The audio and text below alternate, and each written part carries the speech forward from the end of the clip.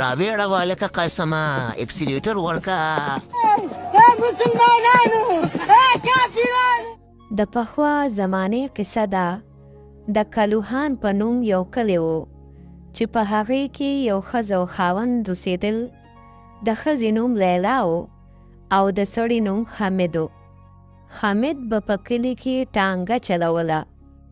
په دغه کلي کې د دوی سره خوا کې یو بل ښځه خاوند هم اوسېدل.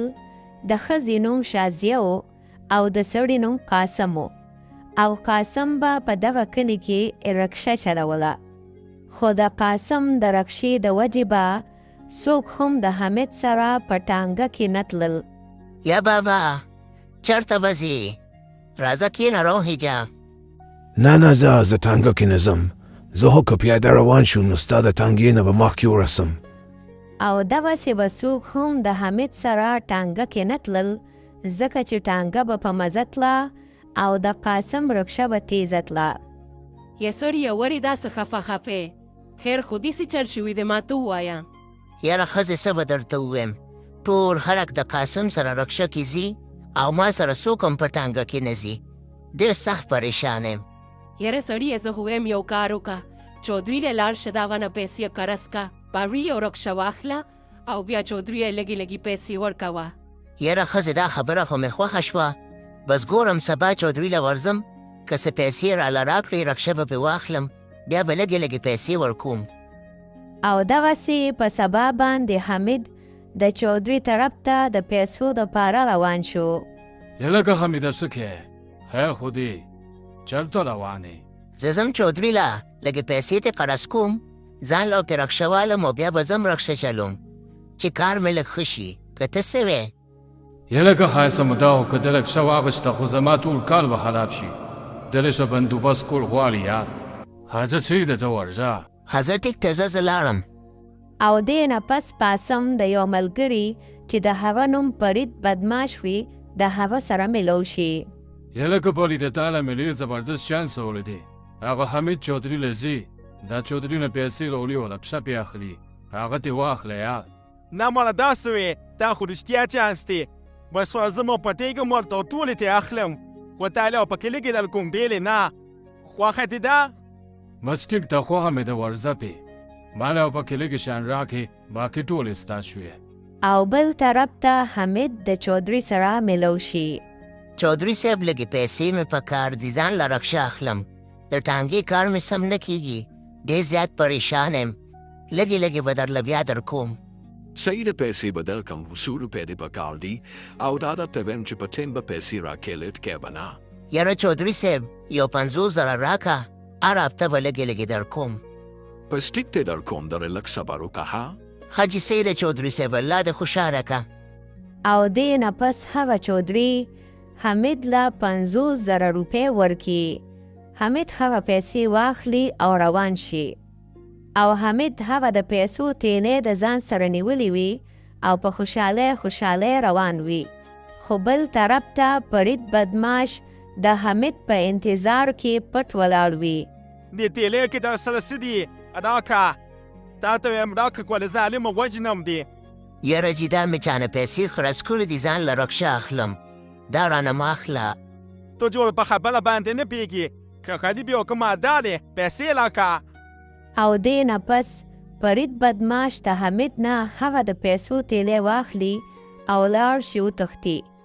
یا سړیه ولې خفې؟ ولې چودري دره پیسې در نقل کولې؟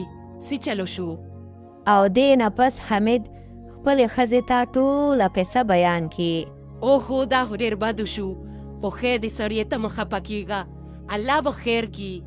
او حمید یو ځل بیا هغې ټانګې ته پاتې شي.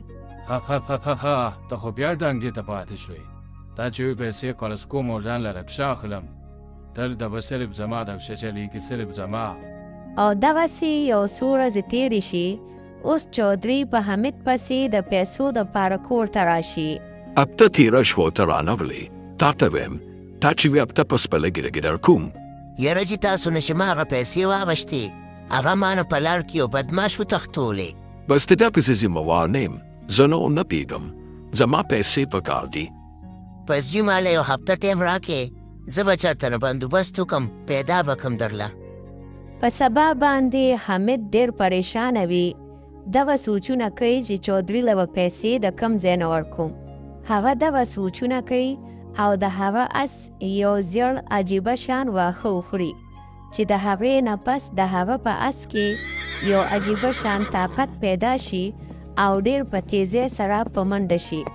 او حمید چې د اس دا منډه وویني نو ډېر حیران هم شي او خوشحاله هم. او هغه پوه شي چې دا ټول کمال د دغه زیړو وښو دی. یاره جمون د شرګر پورې ځو څو روپۍ به رانه واخلې. شرګر پورې 100 روپۍ سوال اخلو د 200 روپۍ شوې. یاره وره موږ شرګر ته ځو تاسو څو روپۍ اخلئ؟ ښه خورې زه خو 50 روپۍ اخلم او ستاسو دواړو به 100 روپۍ شي. یاره چې زموږ لږه تعدي ده زه یم چې لږ زره مو رسې. غم مه کوه د رکشې نه به دې مخکې رسوم. راځئ کښېنئ. زه خو یم داسې به وکړو ته رکشه کې کښېنه او زه به ټانګه کې کښېنم. 50 روپۍ به م بچ شي او پته به ولګي چې څوک په مخکې رسي. او دغسې یوه ښځه د حمید سره ټانګه کې کښېني او بله ښځه د پاسم سره رکشه کې. او بیا حمید په اس باندې هغه زیړ واښه وخوري او روان شي. رابیړه والکه قسمه اکسیلیټر ورکه. مسلمانانو کافرانو. او دغسې د حمید ټانګه د قاسم د رکشې نه مخکې لاړه شي. بچې ودې لیده زما د ټانګې کمال. اوس به دې پته ولګي ښه. یاله ته د اس چې دومره تیز شي خو زما کال به خراب وي. دې له م څه بندوبست کول غواړي. یاله که په لیده یو بله مسله ده هغه حمید نه دی. هغه نه ټانګه بستري کله په ټول بیال. بس ټیټ د لا پته به کوم خو دا درته ویم چې اسې ګورېدلې نه لا پټو مخه پوره 500 روپۍ به له دې لکې اله به لا پټو. او دې نه پس فرید بدماش د شپې د حمید د ټانګې پټولو دپاره روان شي. لږ ساعت پس فرید بدماش ته د حمید ټانګه میلو شي. هغه په ټانګه کې کښېني او روان شي. خو هغه وخت اس زیړ واښه خوړلی وي چې د هغې د وجې اس ډېر په تیزۍ سره روان وي. وای هلکه ودرېږه راشئ خلکه یو یړم. او لږ ساعت پس اس د چودري د حجرې دروازې له په ډغره ورشي. یله که ته څوک یې نظر دې نه لګي څه څنګه داسې په سپورټ سره په دې شپه کې روانه هیر خو دي. یله چې دا مې د اصله ورزش کو خو دې لیل تېز شو غلطۍ سره ستاسو دروازې له په ډغه نه دلغي. بس دروغ مه وایه او ما ته خو دا ټانګم د حمید ټانګه ښکاري. یره که تاسو ته ویم دې خوا راشه لاړ به شي او حمید ته به اواز کړي وایي چودري دې غواړي زه راشه. او دې نه پس د چودري یو نوکر د حمید پسې لاړ شي. هغه ته ټوله قصه بیان کړي او حمید د ځان سره راولي. یله که حمیده دا سړی پیژنې؟ او چودري صاحب دغه سړی دی د ما نه پیسې م پټې کړې وي. دا ډېر غټ غل او بدماش دی. راشه لکه دې بوځې او په سپو سره یې په کوټه کې بند کړې. له چودري صاحب داسې ونه کړې دا خو ما د قاسم په وینا کړي دي. هلکه یو څو کسان لاړ شي او قاسم ما له راولې د سره به زوز ګورم چې دوی څنګه د خلکو سره دا کارونه کوي. او لږ ساعت پس قاسم هم چودري له راولي. ها قاسمونه دا ټول کارونه ته کوې دا راته وایي ژړه پیسې دې څه کړي زر وایه. زه معافي غواړم هغه پیسې موږ پټې کړې دي خو ده سره دي ما یې لا نه دي راکړې. یله هغه پیسې خو ما خوړې ما سره خو پیسې نشته بس دنې واخلې. یاره چودري صاحب زه خو یم داسې وکړې زما د پیسو بدل کېدنه هغه رکشه واخلې او دې د دې کلي نه وشړې. یره که بیراره تا ته ویم زه راشه تاسې به وکړي چې د حمید د پیسو په بدل کې به د ساجد نه رکشه ودرې او دی به بوځې دی به په سپو سره هلته بند کړي. ساجده تا سره به زه کولم تا به زه ژوندی پرېږدم. مسلمانانو کافرانو. او دغسې چودري د ساجد نه رکشه هم واخلي او په سبا باندې ساجد کډه په سر کې او د کلي نه لاړ شي. او دې نه پس حمید په کلي کې یوازې ټانګه چلی. اوس د حمید ډېر خشته کار کیږي او دغسې اوس حمید په خوشحالۍ ژوند تیروي.